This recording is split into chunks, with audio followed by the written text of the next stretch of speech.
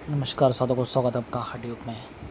आज का विषय है उदर शुद्धि के उपाय। हठ योग में साधक किस तरह से अपना उदर शुद्धि करता है। सोकर उठने से पूर्व बिस्तर पर हाथ फैलाकर और बदन ढीला करके चित्त लेट जाओ। दोनों हाथों के कोहनियों से तिल्ली व जिगर को दबाकर पैरों को सिकड़ो और फिर फैला दो। इस प्रकार 3-4 बार करने के पश्चात 5-7 बार इधर उधर करवट लेकर आलस्य को दूर करो। तत्पश्चात 1 या 2 मिनट तक पेट के बल लेटो और तुरंत उपरोक्त स्वर नियम के अनुसार बिस्तर छोड़ दो। इस क्रिया से मन ढीला होगा, यानी कि मल ढीला होगा। तिल्ली व जिगर की ताकत बढ़ेगी। यदि किसी को जिगर या तिल्ली की शिकायत है तो इसका प्रयोग किए बिना औषधि लाभ प्राप्त करें, यानी कि इसका प्रयोग किए बिना औषधि लाभ प्राप्त करें। देखिए कितना महत्व का है उदर शुद्धि का होना। एक साधक को हठ योग में आगे बढ़ना है, कुछ सिद्धियाँ प्राप्त करनी है तो पहले आरोग्यता प्राप्त करनी है, और आरोग्यता प्राप्त करने के लिए उदर शुद्धि का महत्व है। आगे बताया गया है इस तरह से रोग नहीं होते हैं, उन्हें भी इससे लाभ होगा। सप्ताह में 2-3 बार करने पर भी हित होता है। बिस्तर छोड़ने से पहले पेट के बल अवश्य लेटना चाहिए। सोकर उठने तथा भोजन के पश्चात दाहिने ओर से 2-3 बार अपने मस्तिष्क को पकड़ना चाहिए। देखिए ध्यान से सुने क्या बताया गया। सोकर उठने तथा भोजन के पश्चात दाहिने ओर से 2-3 बार अपने मस्तिष्क को पकड़ना चाहिए। शास्त्र में इस क्रिया को कपालभाति कहते हैं। इससे कफ दोष नाश होते हैं। इसी प्रकार सोकर उठने तथा संध्या समय तर्जनी को कानों में डालकर खुजलाना चाहिए। शास्त्र में इस क्रिया को कर्णभाति कहता है। इस क्रिया से कान के रोग अच्छे हो जाते हैं।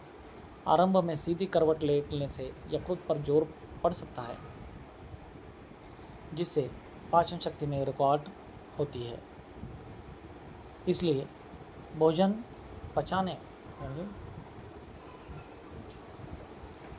पचाने के निमित्त दक्षिण स्वर चलाने की आवश्यकता है। अतः बाएं करवट ही लेटना उत्तम। अभी तो रात्रि में जितने अधिक समय लिए पिंगला स्वर चले उतना ही उत्तम है। जैसा कि कहा गया है, दिन में जो चंदा चले रात चलाए सूर, तो वहाँ निश्चल जानिए प्राण लमन है दूर। यानी कि कोई व्यक्ति संदेह करते हैं कि बाएं करवट लेटने में दिल दबेगा तथा उसकी चाल में कमजोरी आएगी, किंतु यह भ्रम मात्र है, क्योंकि पाचन क्रिया ठीक रहने से हृदय की गति कदापि शिथिल नहीं हो सकती। आमाशय या आत्म संबंधी रोगों में सांस को छोड़ते हुए नाभि ग्रंथि को मेरुदंड की हड्डी से चिपकाने का प्रयत्न करना। देखिए यहाँ पर कितना विस्तार से बताया गया है कि क्या क्या करना है उदर शुद्धि के लिए, इससे क्या क्या फायदे होते हैं, या प्रयत्न करना चाहिए। सांस खींचते समय पेट को खूब चिपकाना और छोड़ते समय फुला देना। इस क्रिया को बार बार करने पर पेट की खराबियाँ मिट जाती है और पाचन क्रिया ठीक होने लगती है। ज्वर यानी कि अपराजिता या मोलसिरी के कुछ पत्तों को हाथ में मलसल कर किसी छोटे रुमाल में पोटली सी बनावे और उसे बार बार सूंघते रहे तो विषम ज्वर बहुत जल्दी अच्छा हो जाता है। सिर पीड़ा व आधा शीशी यानी कि माइग्रेन, आधा शीशी या सर दर्द के रोगों में नासिका द्वारा जल खींचना बहुत ही अच्छा है। इससे सिर के सब रोग अच्छे हो जाते हैं। जिस भाग में अधिक दर्द होता है उसके विपरीत नाखूनों से थोड़ा सा स्वच्छता का घृत ऊपर चढ़ाए, यानी कि घी को नाक से ऊपर लेना है। इस तरह से यहाँ पर घी को घृत का नाम दिया गया है। तो आगे बताया गया है नासिका द्वारा जल खींचना बहुत ही अच्छा होता है। इससे सिर के सभी रोग अच्छे हो जाते हैं। थकान, कड़ी मेहनत पर जब शरीर में थकान आ रही हो तो दाहिने करवट लेटे रहना चाहिए, जिससे बाएं स्वर चलने लगे। इस प्रकार थकावट बहुत जल्दी दूर हो जाएगी। जीर्ण ज्वर, प्रातः और सायंकाल के समय नीम के पत्तियाँ सूंघने से घातुगत और जीर्ण स्वर अच्छे हो जाते हैं।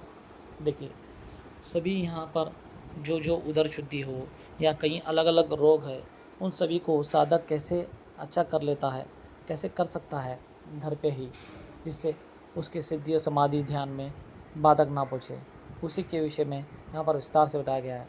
ध्यान से सुने और समझे और नहीं समझ में आया हो तो पूछिए ज़रूर कमेंट्स में। आगे बताया जा रहा है कि क्या क्या करना है एक साधक को अगर से आरोग्यता प्राप्त करनी है और बिना विघ्न के अपनी साधना को आगे बढ़ाना है, तो ये सब करना अनिवार्य और बहुत ज़रूरी है। सौर विज्ञान के अनुसार विभिन्न रोगों की अलग अलग जानकारी, निदान या चिकित्सा जानने की ज़रूरत नहीं है। देखना चाहिए कि कौन सौर चलने के समय अधिक पीड़ा होती है, उसी को बदल देना चाहिए। इससे बीमारी के अनुकूल शरीर की जो स्थिति थी वहाँ बदल जाती है।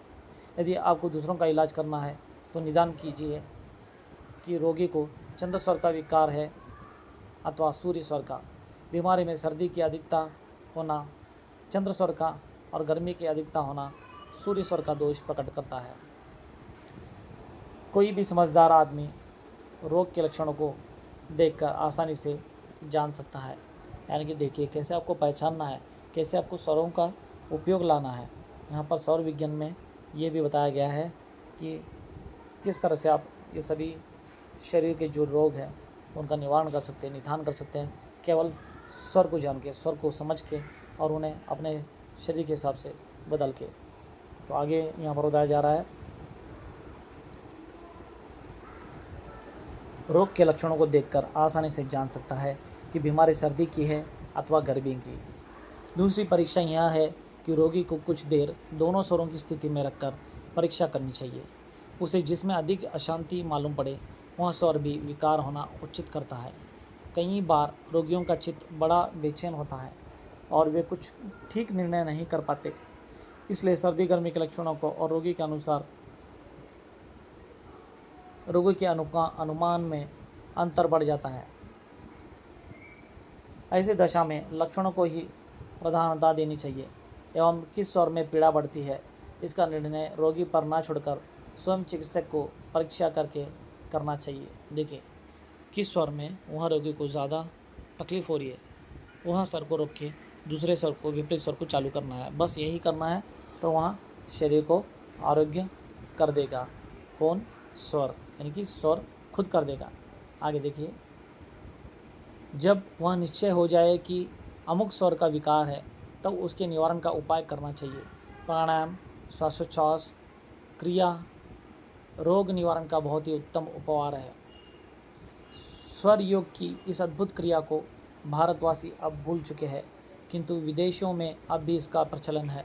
डॉक्टर मैस्मर की अपनी आविष्कृत मैस्मरिज्म विद्या में इसका प्रयोग हो रहा है या होता रहा है। इस युग में वैज्ञानिकों ने इसका पूरा अनुसंधान किया है और इसे पूर्णतः विज्ञान सम्मत बनाया है। देखिए साइंस ने भी इसे एक्सेप्ट किया है और पाश्चात्य यानी कि जो फॉरेनर्स है वहाँ तक इसे अपना रहे हैं। कौन सा? सौर योग को, सौर शास्त्र को। तो हम भारत में क्यों नहीं कर रहे हैं?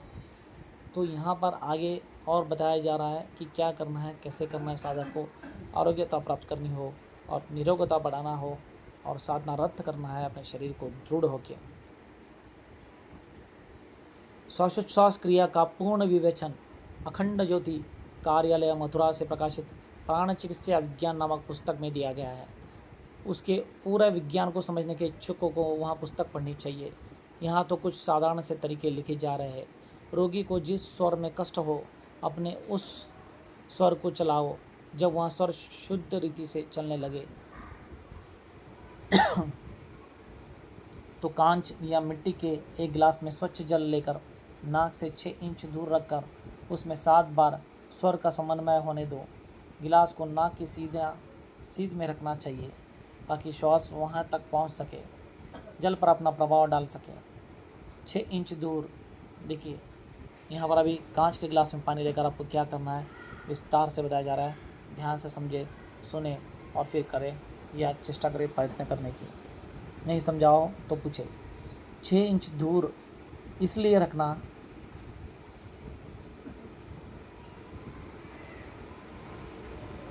चाहिए ताकि श्वास वहीं तक पहुंच सके, जल पर अपना प्रभाव डाल सके। शरीर में श्वास के साथ निकलती हुई खराडियाँ वहाँ तक ना पहुँचे।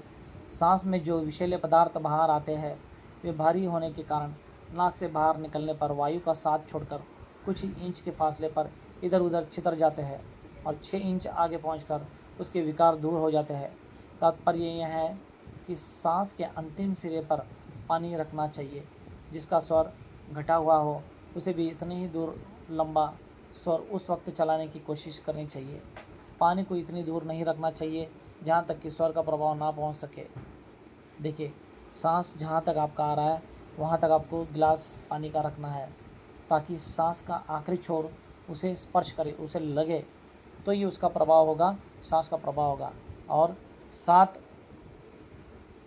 सांसों का ही कोशिश करना है। यहाँ 7 सांसों का समन्वय करके इस जल में से आधी आधी छटाक पानी 2-2 घंटे के अंतर पर रोगी को पिलानी चाहिए। 12 घंटे तक जल में यह असर रहेगा। इस प्रकार रोगी को स्वर की सहायता से अच्छा किया जा सकता है। यदि चिकित्सक रोगी के निकट ना हो तो स्वर शक्ति से कुछ वस्तु को वहाँ अभिमंत्रित कर सकता है, जो बहुत दिनों तक काम देगी। रोएदार ऊनी फलालेन के कपड़ों को 21 बार स्वर शक्ति से मंत्रित करके उसे बीमार के पीड़ित अंग पर रखना। देखिए, अगर से कांच का गिलास वहाँ रखकर आप नहीं कर पाओगे, आप कहीं पर दूर हो, तो आप ये रोगी को ऊनी कपड़े पर मंत्रित या श्वासोच्छ्वास स्वर करके उसे दे सकते हैं। यहाँ पर बताया जा रहा है, रोएदार ऊनी फलालेन के कपड़े को 21 बार शक्ति से मंत्रित करके उसे बीमार के पीड़ित अंग पर रखना। देखिए आगे क्या बता जा रहा है, चाहिए। यह फलालेन 2 सप्ताह काम दे सकती है। दूर भोजन हो तो स्याही, सोक कागज़, ब्लॉटिंग पेपर को मंत्रित कर सकते हैं। बच्चों के लिए ताबीज़ या रक्षा सूत्रों को मंत्रित किया जा सकता है। वैद्य लोग यदि अपनी दवाओं से इसी प्रकार मंत्रित कर लिया करे तो उनकी औषधियाँ लाभप्रद हो सकती है। तो देखिए, स्वर से कितना हम शक्तिशाली बना सकते हैं कई अलग अलग वस्तुओं को, जिससे साधक अपने शरीर की रोगों को मिटाकर आरोग्यता प्राप्त कर सके और अपनी सिद्धि को, साधना को सिद्धिरत करके मोक्ष और मुक्ति प्राप्त कर सके और समाधिस्थ हो जाए। तो ये एक छोटा सा वीडियो हमने पेश किया और आपसे शेयर किया कि ये नॉलेज सबके पास जाए, एटलीस्ट जो साधक है, जो तकलीफ़ में है, उन्हें यहाँ पहुँच सके और उनका साधना सिद्ध हो, आरोग्यता निरोगता शरीर को प्राप्त करके। इसमें कुछ भी संशय हो तो ज़रूर पूछे। पसंद आया तो लाइक करना, शेयर करना। बस इतना ही था। स्वस्थ रहिए, ध्यानस्थ रहिए।